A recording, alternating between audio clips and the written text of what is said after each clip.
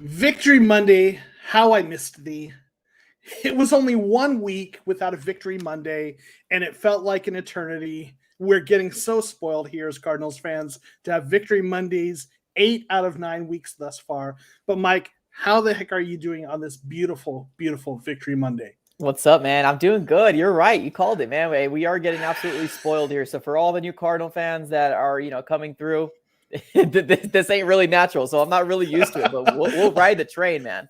So I don't know how to handle this. What do I do? Exactly. I'm like, is something going to go wrong? What's going to happen? But hey, man, it's doing good so far. Waiting for the other shoe to drop. Well, it's good to be hanging out with you again, Mike. I always enjoy our time together. So let's get right to it. Every week we kind of do this thing terribly original called Studs and Duds. And obviously, as the guest on my channel, I always defer to you. Who is your first stud from week 9? Awesome. Honestly, I'm going to sound repetitive, but I don't care, man. I honestly love the fact that we were riding the run game. And I do think that this game came down to who's going to run the ball the best, who's going to be able to get the time of possession down. And my first stud of the week has to be James Conner, man. James Conner had a huge game for the Arizona Cardinals, rocking with 21 carries, 96 yards rushing, and 2 touchdowns. And not even just to mention that, he also had 5 receptions, 77 yards receiving, and 1 touchdown. 3-touchdown game. Great job, man. Yeah, you've been riding the James Conner train, there's a point where I know you've been like, I pick him every week, but he's been showing up every week. And I know both of us have been big fans of the signing and what he's done for this Cardinals team. And, I talked about in a couple shows last week before the game that this was the game plan they needed to have. Run the ball, early downs, so that Colt McCoy isn't getting in 3rd and longs. And they did it, and Conner had just his best game as a Cardinal and one of the best games of his career, if not the best. So I love that pick. I'm going to go on the other side of the ball because just like you leaned into a guy you've been riding all year, I'm going to go with the hype train of the guy I love, Marcus Golden. And I know Mark Jackson's with me there. Marcus Golden, 3 sacks. He's been our most consistent pass rusher. We've said it over and over again. He loves being a Cardinal. He's got the greatest attitude. Love rooting for him.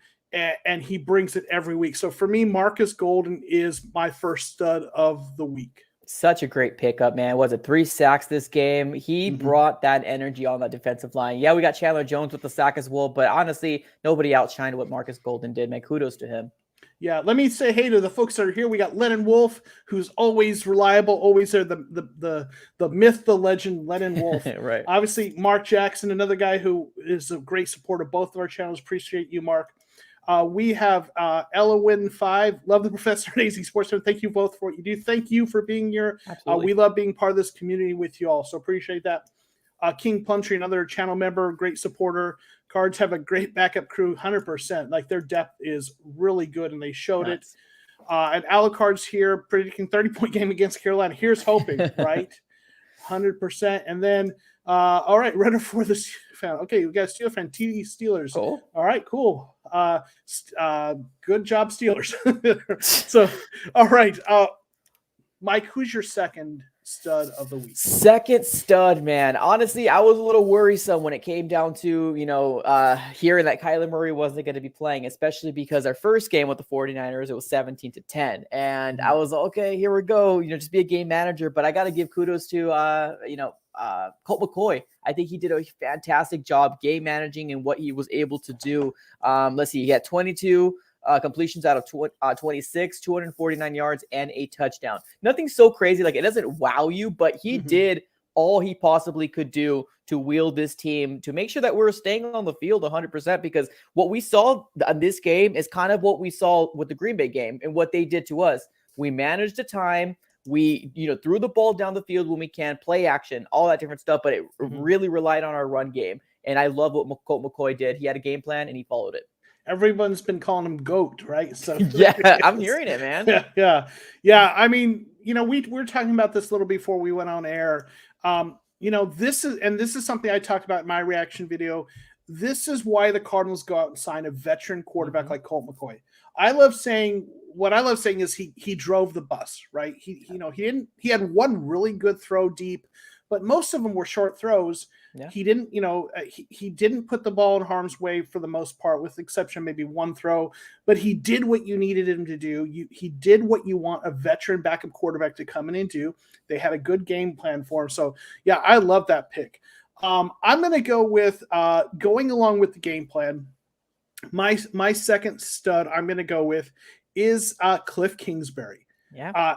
So much criticism of him as far as, the kind of the cliche or the joke was his offense is Kyler, go make stuff happen, right? That was his offensive playbook. Yep. And what he showed is an ability to put together a game plan that was effective without Kyler, right? And they did what they needed to do. They ran the ball a lot.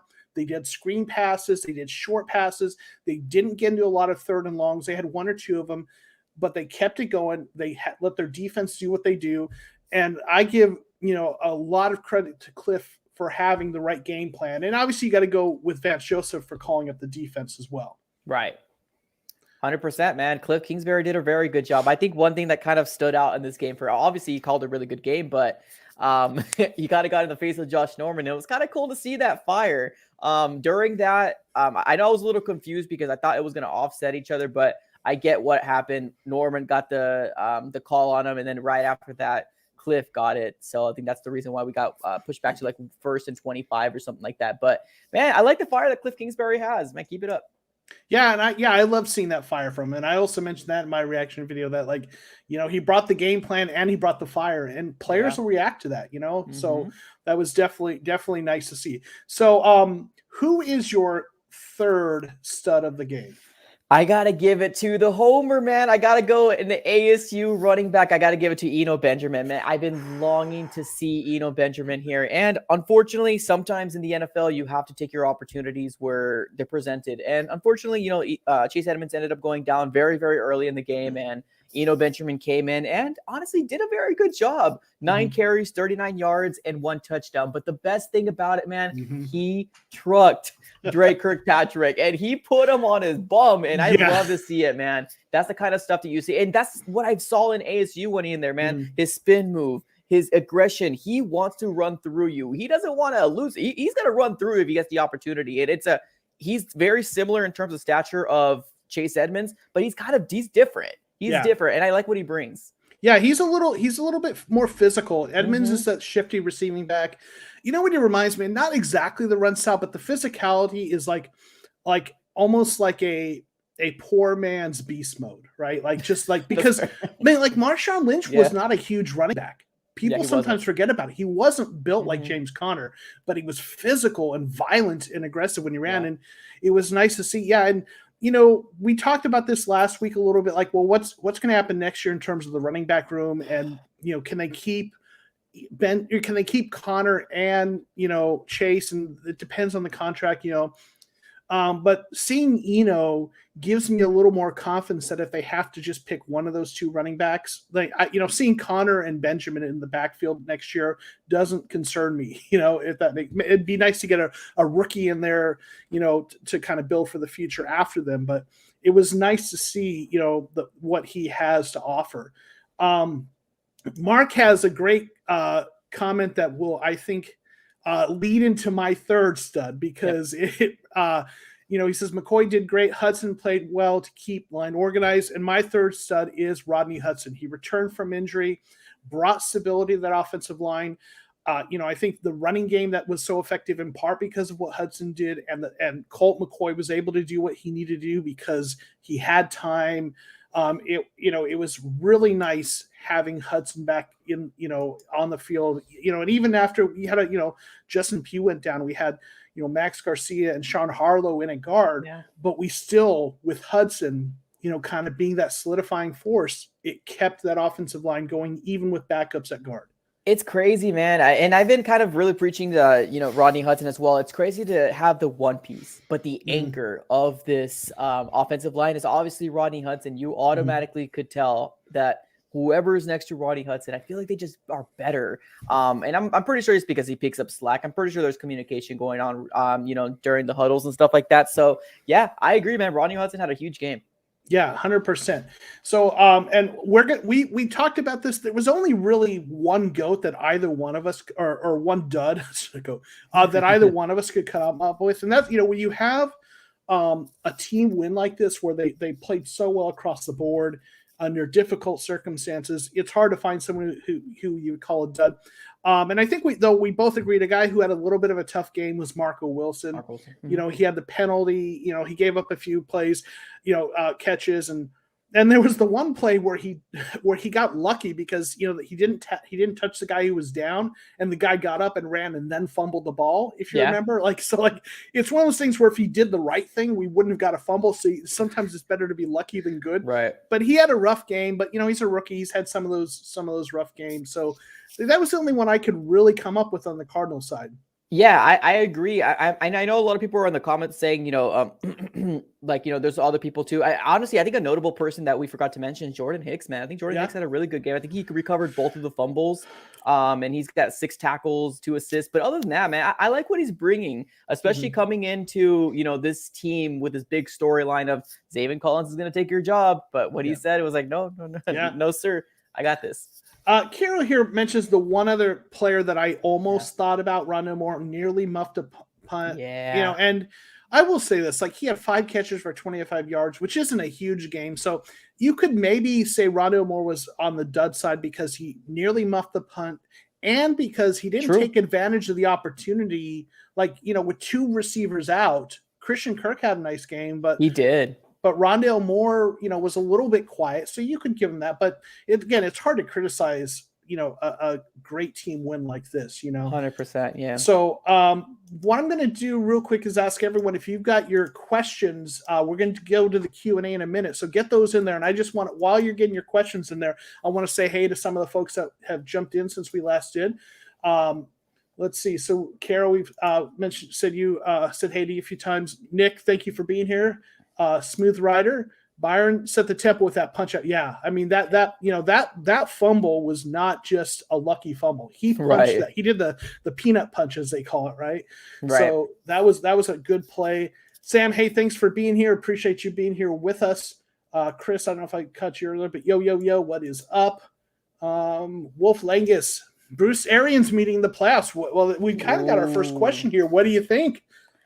That would be interesting, man. That would be very interesting. Obviously, I think Tom Brady's still having a very, very good season this year. But their defense is getting depleted, man. They're secondary more than anything.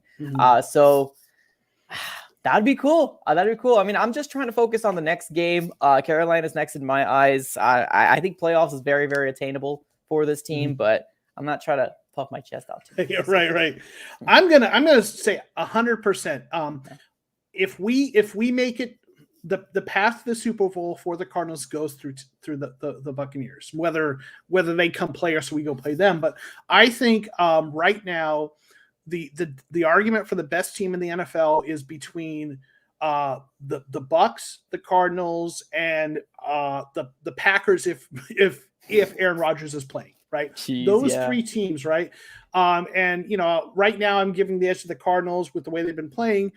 But I think the road through the NFC Championship goes against Tampa Bay. So I think if we get to the playoffs, whether it's all the way at the championship game or somewhere before there, I think we've got to meet up with Bruce Arians. So that's fair. Yeah, I agree. Yeah. So let's see. Want to say hey to Peter Back. Guards play is still a weakness. All the pressure came from the interior, not the guys Hudson was on. Tackles were good, not great, but definitely. Yeah, I mean our guard, and there were some injuries, so that's part of it. I think when healthy, our guards are pretty good. It's just we've been having backups in there, but that's that has been a little bit of weakness, but I wouldn't say it's been a glaring weakness like it has been in in past iterations of the Cardinals. Right. Let's see, make sure I said hey to everyone who's in here. Cardinals Kid, what is up, Cardinals? What is up, Cardinals Kid? Thanks for being here. MG, Lambs lost, world wins. Worlds win 100%. Or Robert G, thanks for being here. Can we trust Cliff? Good question. I mean, what do you think? I'll let you. Honestly, that's a great question. I think we're kind of in a situation where this year he's done very, very good things, but more great things than bad things. So we really don't have a choice. I'm definitely gonna be riding with Cliff. I mean, obviously, right? He's gotten us to 8-1, so we got to be riding with Cliff. I mean, with what they've done this year, I think we're gonna have to trust him, like you say, not only this year, but dude's gonna be with us for a little while. He's got himself off that hot seat. With what they've done this year, I think he is showing us that there's reason to be optimistic, especially to me this game, maybe more than any other game that they've played this year. Even more so than winning against the Rams, doing what they did without Kyler gives to me, reason to be optimistic. Yeah, I agree. So yeah. So if you got questions, please get them in the comments. We'd love to answer your questions. I'm throwing. Yeah. Go ahead. Oh yeah. So yeah, Zaven Collins outplayed by Tanner Vallejo. That's fair, man. I still don't know what's going on with Zaven Collins, man. He looked very promising in preseason, and I was pretty excited. Like, oh, hey, man, we might have hit on the first round pick and a second round pick. Look at us go. I mean, obviously fourth because he's starting, but man, I don't know what's going on with Zaven Collins. Have you heard of anything? I don't know. I know he was a little banged up last week, but here's the thing. The only thing, Wolf, that I would just challenge on this is I don't think Tanner's outplaying him. He's getting more snaps. Mm-hmm. But if you look at like their Pro Football Focus grade, I know not everyone loves PFF, but I think they've got a reasonable data set. Zaven Collins has graded really well, which is why it's really surprising to me he's not playing more. So I think they're just bringing him in certain packages, and he's definitely, like I said, Vallejo's got more snaps, but Collins, when he's in, has played well. So I'm not sure why. Maybe it's just, I mean, Collins plays more that Mike linebacker, which is where Jordan Hicks plays. Mm-hmm. So I feel like maybe they just, they like what they've been getting with Hicks, and they want Hicks on the field. And, maybe it's more of a kind of a thing where Vallejo plays a different, kind of the will linebacker and stuff. And so it might be the Eno Benjamin treatment, man. That's what it might be. You know what I mean? We know what Eno Benjamin was when we drafted him, but there just wasn't room for him to come out there with Kenyon Drake and Chase Edmonds. It's just, unfortunately, sometimes you have to wait for an injury to come and get your opportunity. But, Zaven Collins, as long as he's doing what he's doing, maybe next year he'll shine more. Yeah, 100%. So let's see. And if I missed a question, I'm going to apologize. What do you think about Jordan Phillips' belly rub celebration? To me, that's always going to be Corey Peters's, man. I know he did the belly rub, but that's Corey Peters's to me. So, I mean, it's cool. I love that Jordan Phillips is getting more involved. I saw him put a tweet out there, and got pretty passive aggressive towards a lot of people. But just keep doing it, man. Keep showing up on the defensive line. What is this, his third year, right, of the contract? I think this is the second year. The second, so we've got one more after this one, right? Mm-hmm. Yeah. Just keep doing it. Just keep on the field. I love, to me, the more absurd the celebration, the better. Right. I love the Dennis Gardick dance. The more ridiculous, the better. So I'm all for it. Right. A little more serious question. Can you recognize the fact that interior defensive line depth is a weakness of this team? The reason the run is so potent against defense is the fact the linebackers get washed out of the play. Thoughts, Mike? Yeah, I mean, well, here's the thing. I mean, I think we're kind of in that situation where we're just, I don't know. Like, I understand that one of the biggest things that our defense is the run game, man. The run game is so terrible, or the run defense. I don't know. I like Jordan Phillips. I just want to see more consistency out of him more than anything. But yeah, I could definitely say this might be a big weakness for us, for sure. Yeah, and I posted that video I was talking about last week. I did an in-depth deep dive into the run defense. So Peter, if you haven't seen that, check it out. It's about a 16-minute video, and I go in and looked at every snap for the first 8 weeks in terms of run defense snaps, and I looked at the personnel and it is it's part scheme, because they've been running a lot of 6-man and 7-man fronts, and teams run against them. But when they put 8 men in the box, they were holding they were holding teams like 1.7 yards per carry with 8 men in the box, but it's like 6 yards per carry with 6 men in the box. But excuse me, but if you have 6 or 7 men in the box, you do need playmakers to disrupt the running game. Yeah. And I do think you have a good point that the reason that they are struggling so much when they only have 6 or 7 men in the box is in part because that interior defensive line doesn't have those great playmakers, especially with Watt injured. Yeah. I think Lecky Fotu is not graded well this year. Actually, he's graded pretty poorly. Rashard Lawrence is injured. Corey Peters hasn't been healthy most of the year. Zach Allen has been hit or miss. Jordan Phillips actually has been one of our better interior defensive linemen since he's been back. That interior defensive line is a weakness of the defense. But even with that, I still feel like this Cardinals team is more complete than most teams in the NFL. Most teams in the NFL have more glaring weaknesses, and this team is still I think they've allowed the 3rd fewest points per game. So the defense is still good despite that weakness. Right. So.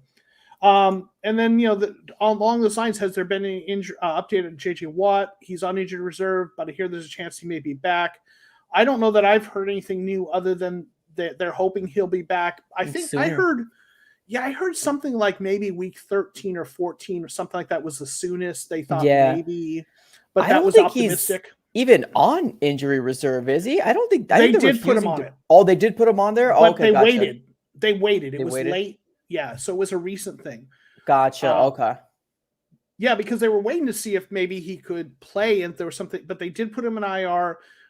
Initially they thought he was done for the year, but there's some word that hopefully he can come back. We'll see. Yeah, so I don't know that there's anything new other than that that I've heard.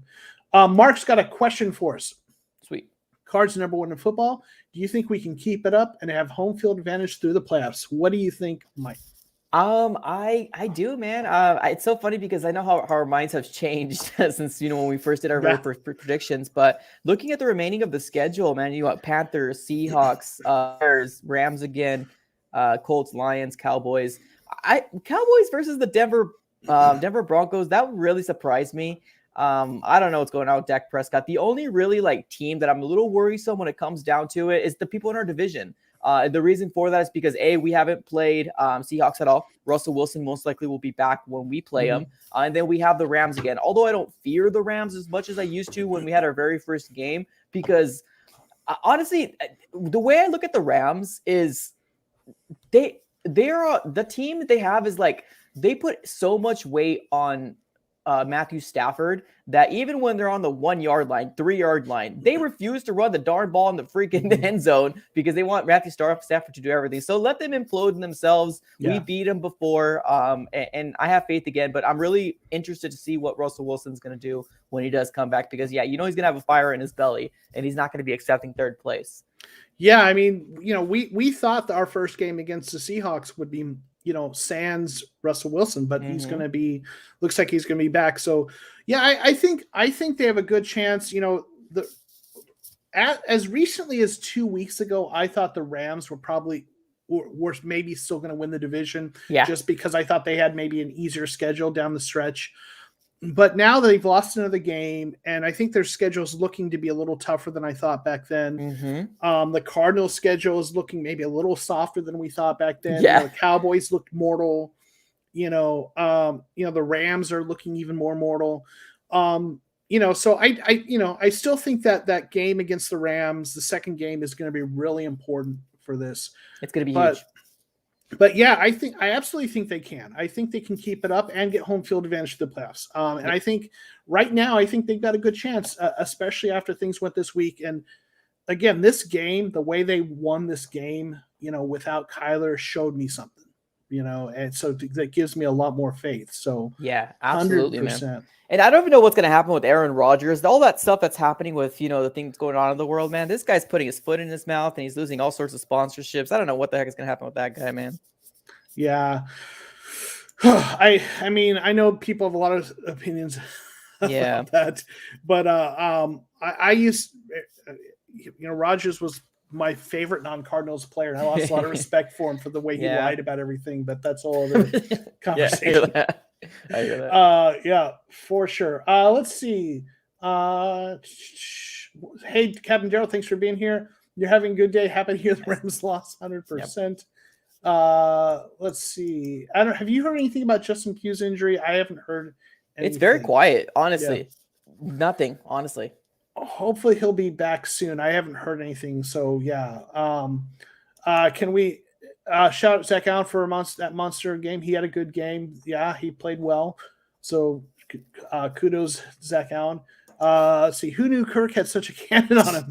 The trick play they pulled off was slick, and I'm hoping we get to see it designed with Hop and Green in the postseason.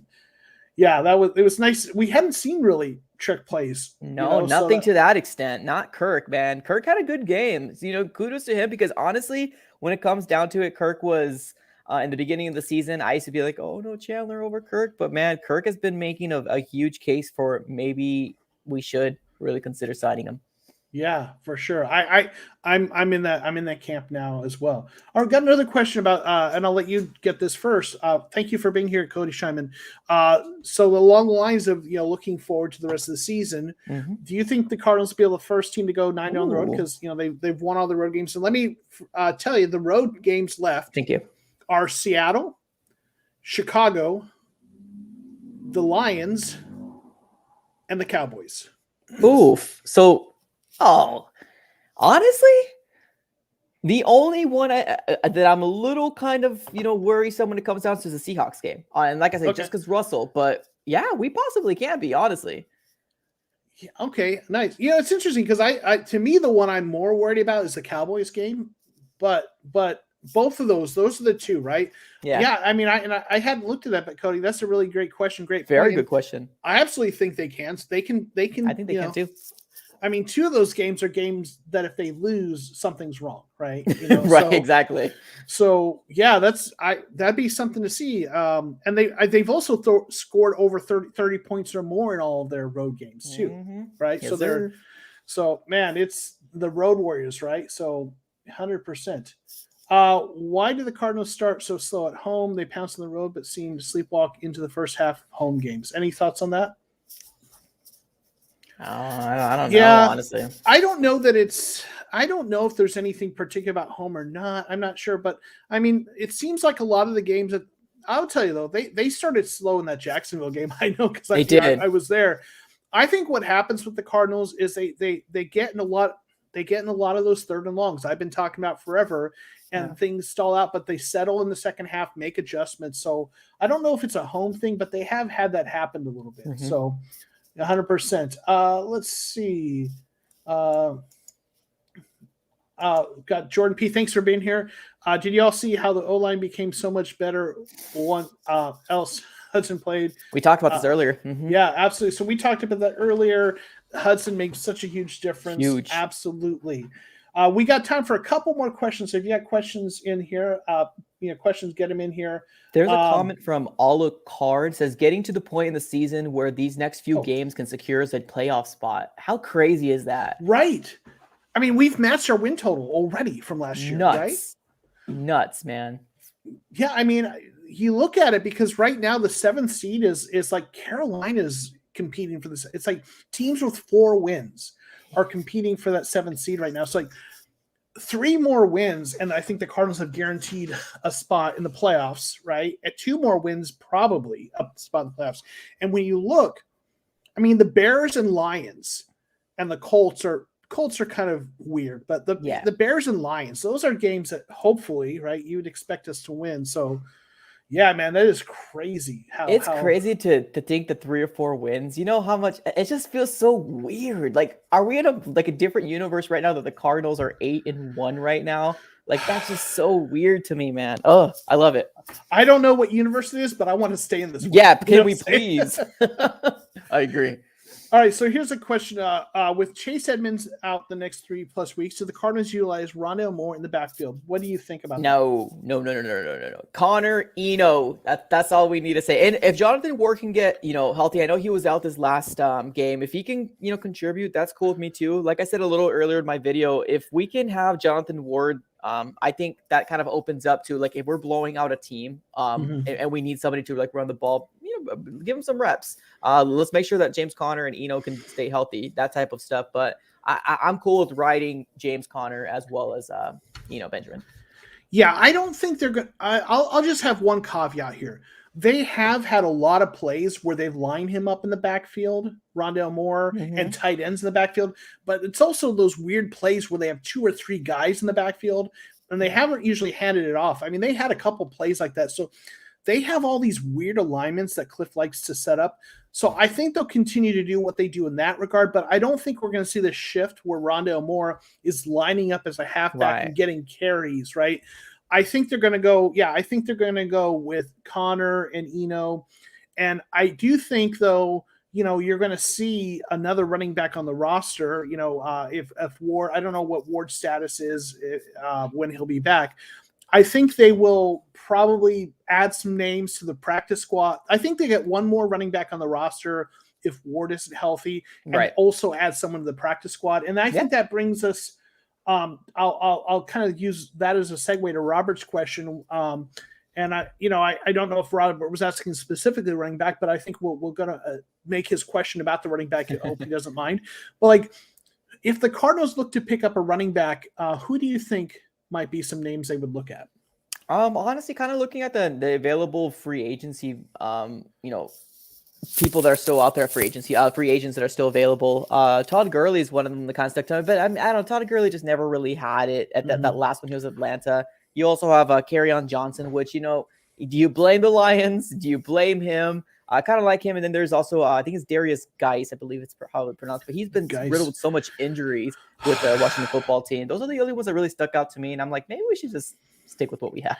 So Geis, though, there was some off the field stuff, and that's why he's not there anymore. So I don't think he would be in consideration. So I think it's possible someone like Kerryon Johnson, but I think with situations like this, teams are more likely to go with guys that have been in the building. So these aren't the really sexy names, but I think like Tavian Feaster, a guy who was on the roster during preseason, might be a guy they bring back to the practice squad. And Ito Smith, he only had a cup of coffee with him, but he was on the roster briefly, right? Yeah. And I think he's still out there, if I'm not mistaken. So I think there's a good chance what they do is they bring in 1 or 2 guys like that. Maybe put them on the practice squad. One on the regular Feast, I wouldn't mind Feaster, yeah. Yeah. I think if you don't mind, I think we'll do 2 more questions. I know we want to respect your time, but I got a couple in here, and we'll just do 2 more, and then we'll be out of here. Okay. Do you think they should sit Kyler for the Panthers game? This is a good question, man. This question's been going on all in my channel, like left and right. Like I had a stream on Sunday and on today too, and everybody's asking me, should we do this? I think that if Kyler Murray isn't 100%, like I mean 100%, sorry Jordan P, I know you're going to the game. You want to see Kyler, but if he's not 100%, sit him.